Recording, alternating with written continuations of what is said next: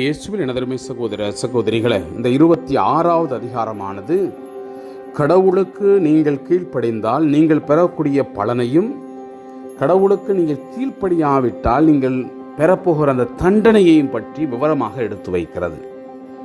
கடவுள் கொடுத்த அந்த கட்டளைகளையும் நியமங்களையும் கடைபிடித்து அவருக்கு நாம் கீழ்ப்படிந்து வாழும் பொழுது அவர் நமக்கு மிகுதியான மும்முறையான அந்த மழையை பொழியச் செய்து நிலங்களை விளையச் செய்து மிகுதியாக நம்மளை ஆசீர்வதிப்பார் என்றும், நாம் அவருடைய கட்டளைகளை கடைபிடிக்காமல் நியமங்களை பின்பற்றாமல் இருந்தால் அவர் நம்மளை அந்நியர் கையில் அவர் ஒப்புவிப்பார் என்றும், நம்முடைய விளைச்சலுக்கு தேவையான மழையோ நிலமோ பயிர்களை விடாது, மழை கிடைக்காது, கல்லாக மாறிவிடும் என்றும் அவர் நமக்கு எடுத்து வைக்கிறார். அது மட்டுமல்ல, அந்நியர் கையில நாம் பயந்தவர்களாக நடுக்கத்தோடு ஆண்டவருக்கு எதிராக செயல்படுபவர்கள் நடுங்கி பயத்தோட எதிரிகளுடைய கரங்களில் அகப்பட்டு இருப்பதை நாம் பார்ப்போம். இவ்வாறு கடவுளுக்கு எதிராக நாம் இருந்தால், அவருடைய கட்டளைகளை கடைபிடிக்காமல் இருந்தால் நாம் எப்படியெல்லாம் தண்டிக்கப்படுவோம் என்பதையும் இந்த அதிகாரம் நமக்கு எடுத்து வைக்கிறது. சிந்தித்து பார்ப்பேன் அன்பு பிள்ளைகளை, நமக்கும் அதே நியமம்தான். நாம் கடவுளுக்கு ஏற்ற பிள்ளைகளாக வாழும்பொழுது நாம் ஆசீர்வதிக்கப்பட்டவர்களாக இருப்போம். கடவுளுக்கு ஏற்ற அந்த வாழ்க்கையை வாழாத பொழுது, அவருக்கு எதிரான ஒரு வாழ்க்கையை வாழும் பொழுது நாமும் இதே மாதிரியான தண்டனைக்கு உள்ளாக்கப்படுவோம். இந்த இயற்கை கூட நமக்கு எதிராக நிற்கும் என்பதை நாம் உள்வாங்கிய பிள்ளைகளாக இந்த அதிகாரத்திற்கு நாம் செவிமடுப்போம். நீங்கள் உங்களுக்கென சிலைகளையும் படிமங்களையும் கல் தூண்களையும் உருவாக்கி கொள்ள வேண்டாம். வணங்குவதற்கென கற்சிலைகளை நாட்டில் நாட்ட வேண்டாம். ஏனெனில் நானே உங்கள் கடவுளாகிய ஆண்டவர். என் ஓய்வு நாட்களை கடைபிடித்து என் தூயகத்திற்கு அஞ்சி வாழ்வீர்களாக. நானே ஆண்டவர். நீங்கள் என் நியமங்களை கவனமாக கைக்கொண்டு கட்டளைகளை நிறைவேற்றி அவற்றிற்கேற்ப நடந்தால் ஏற்ற காலத்தில் மழையை நான் பெய்ய செய்வேன். வயல் தன் பலன்களை தரும், நிலத்தின் மரங்கள் தங்கள் கனிகளை தரும். கதிர் அறுப்பு திராட்சை பழ அறுவடை வரை இருக்கும். பழ அறுவடையின் பயிர் விதைப்பு வரை வரும். நீங்கள் விரும்புவனவற்றை உண்டு நாட்டின் நலமாய் வாழ்வீர்கள். நாட்டிற்கு அமைதி அருள் வேண்டி அச்சுறுத்துவாரின்றி படுத்துக்கொள்வீர்கள். நாட்டில் இராதபடி கொடிய விலங்குகளை ஒழிப்பேன். வாள் உங்கள் நாட்டில் உழவுவதில்லை. உங்கள் எதிரிகளை துரத்தி அடிப்பீர்கள். அவர்கள் உங்கள் வாளால் வெட்டுண்டு வீழ்வார். உங்களில் 5 பேர் 100 பேரையும் 100 பேர் 16,000 பேரையும் துரத்துவீர்கள். உங்கள் எதிரிகள் உங்கள் முன் வாளால் வெட்டுண்டு அழிவர். நான் உங்களுக்கு கருணைக்கண் காட்டி உங்களை பழுகவும் பெருகவும் செய்து உங்களிடம் இருக்கும் என் உடன்படிக்கையை நிலைப்படுத்துவேன். சென்ற ஆண்டின் பழைய தானியத்தை உண்பீர்கள். புதிய தானியத்தின் வருகையால் பழையது விளக்கப்படும். என் உறைவிடத்தை உங்கள் நடுவில் நிறுத்துவேன். நான் உங்களை வெறுப்பதில்லை. உங்கள் நடுவே நான் உழவுவேன். நானே உங்கள் கடவுள், நீங்கள் என் மக்கள். நீங்கள் எகிப்தியருக்கு அடிமைகளாயிராதபடிக்கு நான் உங்களை அவர்கள் நாட்டிலிருந்து புறப்படச் செய்தேன். உங்கள் நுகத்தடிகளை முறித்து உங்களை நிமிர்ந்து நடக்க பண்ணினேன். உங்கள் கடவுளாகிய ஆண்டவர் நானே. நீங்கள் என் சொல்லை கேளாமல் கட்டளைகளுக்கு ஏற்ப நடக்காமல் என் நியமங்களை தள்ளிவிட்டு நீங்கள் என் கட்டளைகளை வெறுத்து சட்டங்களை நிறைவேற்றாமல் என் உடன்படிக்கையை முறித்துவிட்டால் திகிலையும் என் புருக்கி நோயையும் காய்ச்சலையும் வரப்பண்ணுவேன். அவை உங்கள் கண்களை பூக்கச் செய்து உயிரை உறிஞ்சும். நீங்கள் பயனில்லாமல் விதைப்பீர்கள். எதிரிகள் பலனை தின்பார்கள். உங்கள் எதிரிகள் முன்னிலையில் முறியடிக்கப்படுமாறு எனது முகத்தை உங்களுக்கு எதிராக திருப்புவேன். உங்கள் பகைவர் உங்களை ஆள்வர். யாரும் துரத்தாமலே நீங்கள் ஓடுவீர்கள். இதன் பின்னரும் நீங்கள் என் சொல்லை கேட்கவில்லை எனில் நான் உங்கள் பாவங்களுக்கு ஏற்ப 7 மடங்கு உங்களை தண்டிப்பேன்.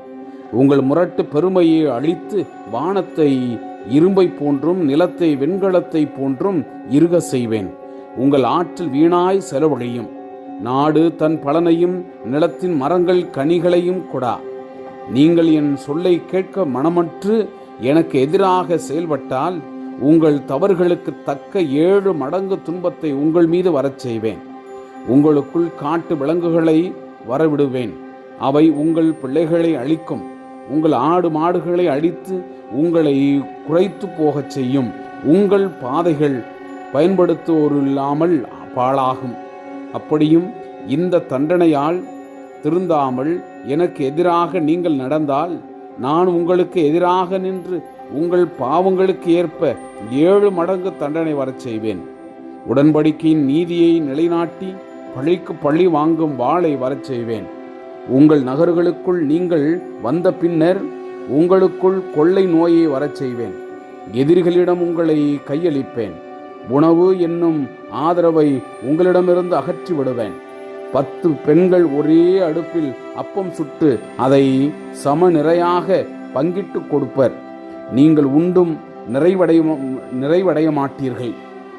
இதற்கு பின்னும் நீங்கள் என் சொல்லுக்கு கீழ்ப்படியவில்லை எனில் நான் பெரும் கோபம் கொண்டு உங்களை எதிர்த்து உங்கள் குற்றங்களுக்காக 7 மடங்கு தண்டிப்பேன். உங்கள் புதல்வர்களின் சதையையும் புதல்வியரினுடைய சதையையும் தின்பீர்கள்.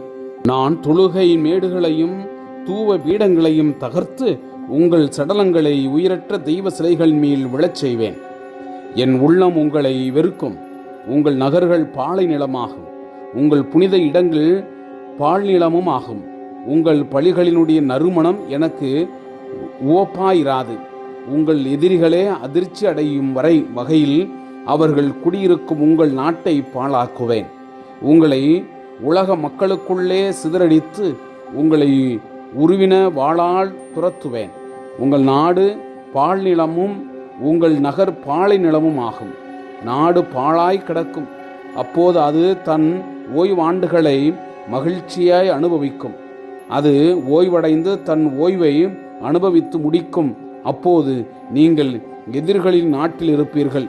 நீங்கள் குடியிருந்தபோது அது ஒவ்வாண்டுகளிலே ஓய்வற்று இருந்தபடியால் அது பாழாய் கிடக்கும் அந்த காலங்களில் ஓய்வாயிருக்கும்.